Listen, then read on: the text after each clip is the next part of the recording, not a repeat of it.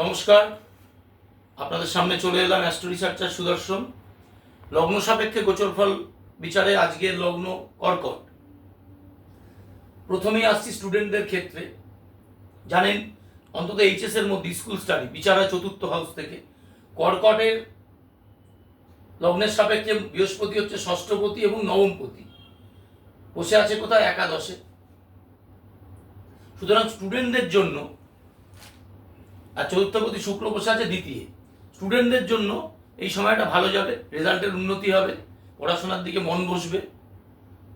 কিছুটা ডিস্টার্বেন্স যাবে কেন? এই মাসটা বিশেষ করে যেহেতু রবি লগ্নে বসে রয়েছে, অলমোস্ট আর কিছুদিন বাদ ছেড়ে যাবে, এই জুলাই আগস্ট মাসটার পিরিয়ডটা বলছি। এই মাসটা একটু সাইনাস মাইগ্রেনের সমস্যা হবে, যাদের আছে আর বেশি করে হবে।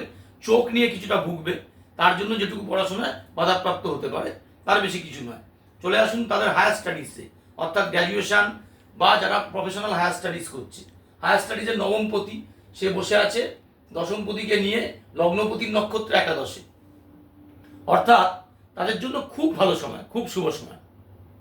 হায়ার স্টাডিজে ভালো কলেজে চান্স পাওয়া, ভালো নাম্বার পাওয়া, ভালো প্রফেসরের আন্ডারে ঢোকা, ভালো ডেভেলপমেন্ট তারা পাবে এই লগ্নের, কর্কট লগ্নের লোকেরা এই গোচর পজিশনে।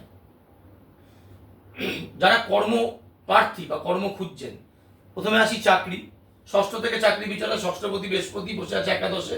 দেখুন চন্দ্রের স্টারে মঙ্গল। যারা সরকারি চাকরি খুঁজছেন, বিশেষ করে ট্রান্সপোর্ট ডিপার্টমেন্ট, অ্যাভিয়েশন, রেল, তাদের পক্ষে এই বছরটা খুব ভালো সময় যাবে। আগামী 6 থেকে 12 মাসের মধ্যে তারা চাকরি পাবেন।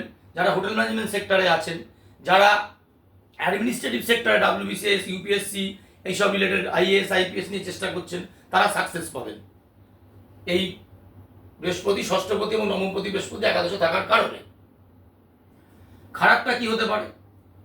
অষ্টমপতি যে শনি, সপ্তমপতি এবং অষ্টমপতি যে শনি, অষ্টমপতি নিজে বসে রয়েছে ভাগ্যপতির ঘরে এবং অষ্টমী। পিতার শরীর স্বাস্থ্য নিয়ে ভালো রকমের চিন্তা ভাবনা থাকবে।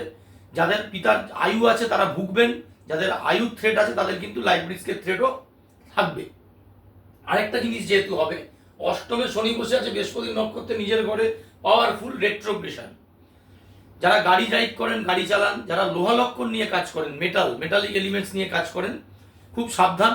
কারণ ওপর থেকে পড়ে গিয়ে চোটাঘাত, এবং চোটাঘাত থেকে হাড় ভাঙার বা হাড় ক্র্যাক হওয়ার খুব একটা সম্ভাবনা কিন্তু রয়ে যাচ্ছে এই লগ্নের লোকের পক্ষে। দেখতে থাকুন পরের ভিডিও। পরের লগ্ন সিংহ, সেটা নিয়ে আবার আসবো আমার পরবর্তী ভিডিওতে। লাইক করুন, ফলো করুন, শেয়ার করতে ভুলবেন না। শেয়ার অবশ্যই করবেন, যাতে আরও বেশি মানুষ প্রকৃত জ্যোতিষশাস্ত্র সম্বন্ধে জানতে পারে, যেটা আমার মেন উদ্দেশ্য, আশা করি আপনাদের উদ্দেশ্য। ভালো থাকবেন, নমস্কার।